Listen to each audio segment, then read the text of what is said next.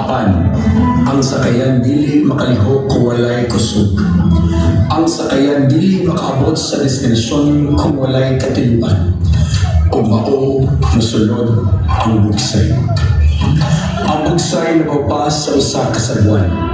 Kini simbolo sa pagkamalatayon, simbolo sa aksyon, simbolo sa usa ka katawhan nga dili magpaanod sa kusog sa kalisdan. Ang matag bayot adunay bili.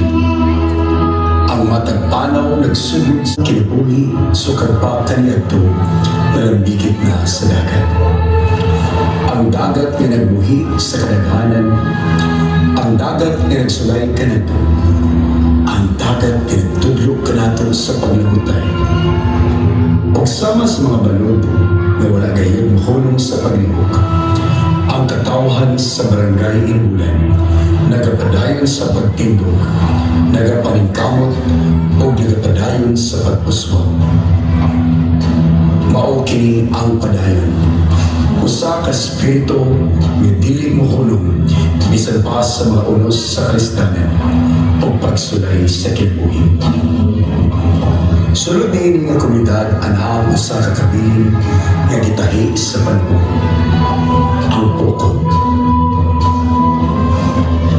Usa lamang kayanong napukod sa pagpanista. Apan usa ka gamhanang simbolo sa kapugi, pagkamalatayon o kaalam sa pagpangita o paagi.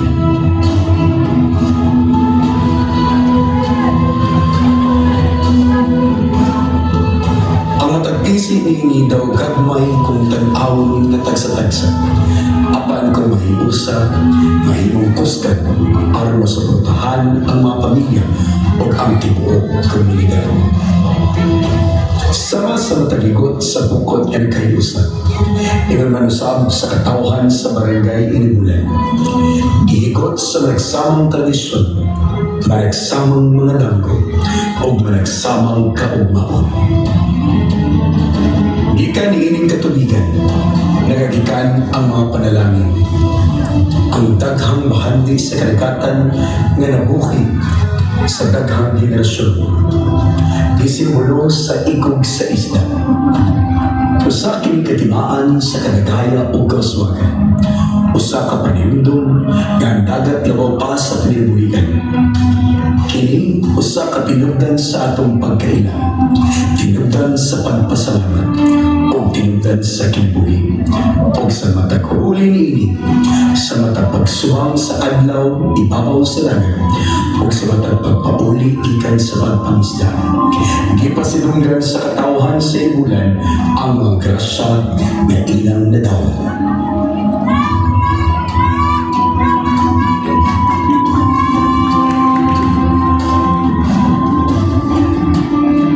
Apan ang matagpanaw na ginahanglan o kaiso. Tungod kay ang kinabuhi, sama sa usa ka paglawig sa dili matag-an nga katubigan. Ang sakayan nagasimbolo sa panaw sa matag Inulan. Usa ka panaw nga bulok sa mga danggo, mga hagit, mga oportunidad. Nagbarog niini sulod ang atong manalawig.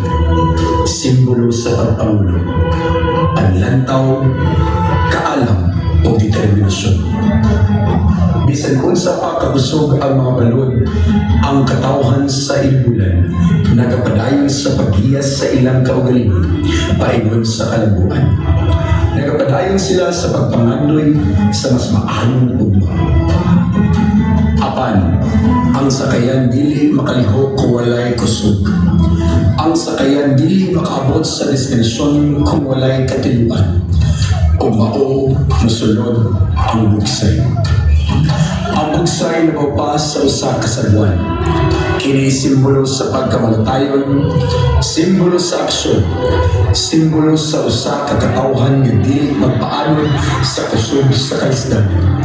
Sa dihang gisulian sa mga balod ang among kalibuan, among gigubitan pag-ayo ang bugsay. Sa dihang gisulian sa unos ang among espiritu, ikamit namin sa among pag-ayo. Aron mapunto sa hustong direksyon, aron mabuntong ang matagbapag, aron ipagdayon ang panaw. Pagdayon, pagdayon, pagdayon. Kanunay na padayon,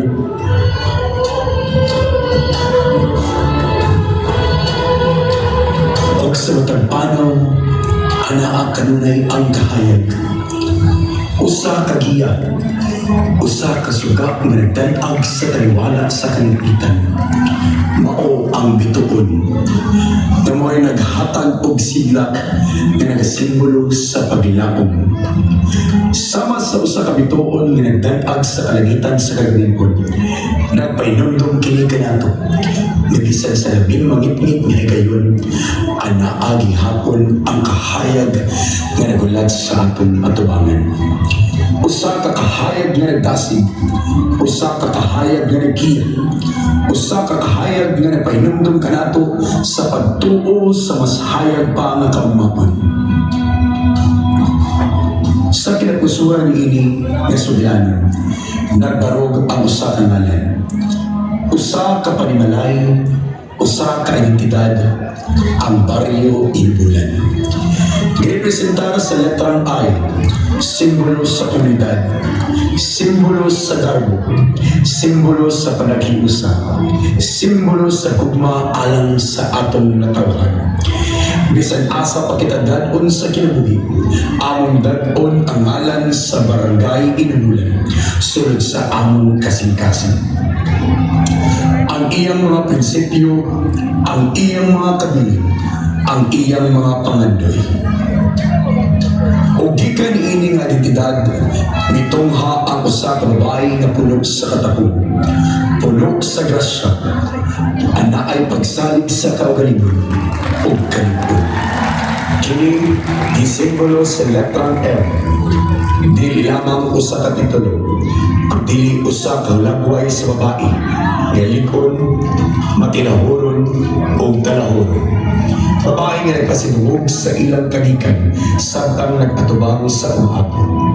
Babae nga nagdala sa paglaom sa iyang komunidad, bisan asa siyang adto. Magkayusa, ang pukot, ang balod, ang ikog sa isda, ang sakayan, ang bugsay, ang bituon, ug ang letrang M ug I. Ang matag simbolo nagsaysay sa usa ka kapitulo sa usa ka sugilanon. Ang sugilanon sa usa ka katawhan nga nakagamot sa ilang kabilin. Gipalit-on sa pagkamultayon, gigiyahan sa paglaom, giusa sa ilang identidad o gidasig sa damgo sa mas hayag nga kaumaon. Mao kini ang spirito sa Miss Inubulan 2026. Mao kini ang spirito sa Barangay Inubulan. Paglaing sa paglaom, sigla sa kaumaon.